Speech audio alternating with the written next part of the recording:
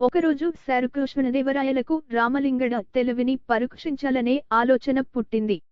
అనుకున్న విధంగానే రామలింగడ తెలివికి మెచ్చి శ్రీకృష్ణదేవరాయలు ఒక గంప నిండా బంగారు నాణేలను బహుమతిగా రామలింగడికి ఇస్తాడు. ఆ గంప నిండా నాణాలు ఉండడంతో ఆ గంప చాలా బరువుగా ఉంటుంది. ఏ మాత్రం కుదుపు వచ్చినా గంపల్లో ఉన్న నాణాలు అన్నీ కింద పడిపోతాయి. ఎవ్వరూ ఎత్తలేనంత బరువుగా ఉంటుంది ఆ గంప.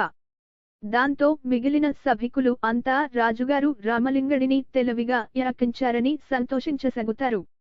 రామలింగడు ఆ గంపను లేపడానికి ప్రయత్నించగా ఆ గంప లేవదు. ఇలా రామలింగడు కొద్దిసేపు ఆలోచించిన తర్వాత తన తలకి ఉన్న తలపాగాను తీసి నేలపై పరిచి అందులో కొన్ని నాణాలను తలపాగాలో పోసి మూటగట్టుకుంటాడు. కొన్ని నాణాలను తన జేబులో నింపుకొని మూటగట్టుకున్న నాణేలను భుజాన వేసుకుని వెలితి పడిన గంప నెత్తిన పెట్టుకుని నడవడం మొదలు పెడతాడు. రామలింగను సమయస్ఫూర్తికి ఆశ్చర్యపోయిన రాజు శభాష్ రామలింగా, శభాష్ అంటూ మెచ్చుకుంటాడు. రాజుగారి వైపు తిరిగిన రామలింగడు వినయంగా తలవంచి నమస్కరిస్తూ ఉండగా బరువుకి అతని జేబులోని నాణేలు నేలమీద పడిపోతాయి.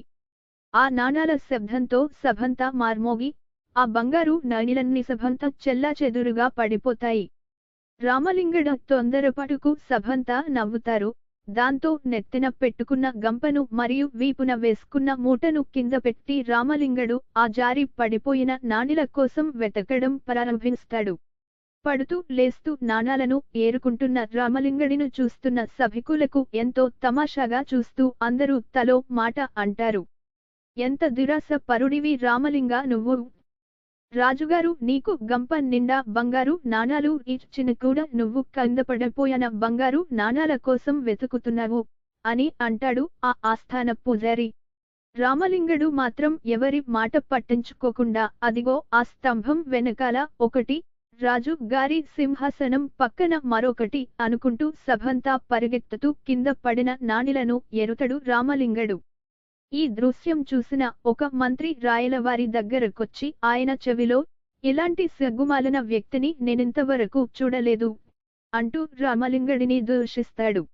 రామలింగడు ఎవరి మాటలు పట్టించుకోకుండా నాణేలన్నింటినీ ఏరసాగుతాడు.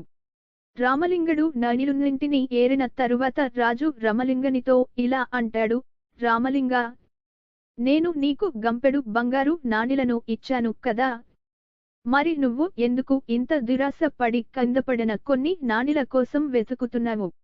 అప్పుడు రామలింగడు రాజుతో ఇలా అంటాడు, రాజా, ఇది దురాశ కాదు, నేలపైన మీ యొక్క ప్రతిమ మరియు మీ పేరు రాసి ఉంది కదా, ఇలా అందరూ నడిచే చోట నాణేలను పెట్టడం వల్ల ఎవరైనా వాటిని తొక్కి మిమ్మల్ని అవమానించే ప్రమాదం ఉంది. అది నేను సహించలేను కాబట్టి నేను అంత ఆతృతగా వాటిని ఏరివేసును అని చెప్పడంతో సభంతా మ్రుగబోతుంది. రాయలవారు ఆనందంతో సింహాసనం దిగివచ్చి రామలింగడిని కౌగలించుకుని అతనికి మరో గంపెడు బంగారు నాణేలను బహుమతిగా ఇస్తాడు.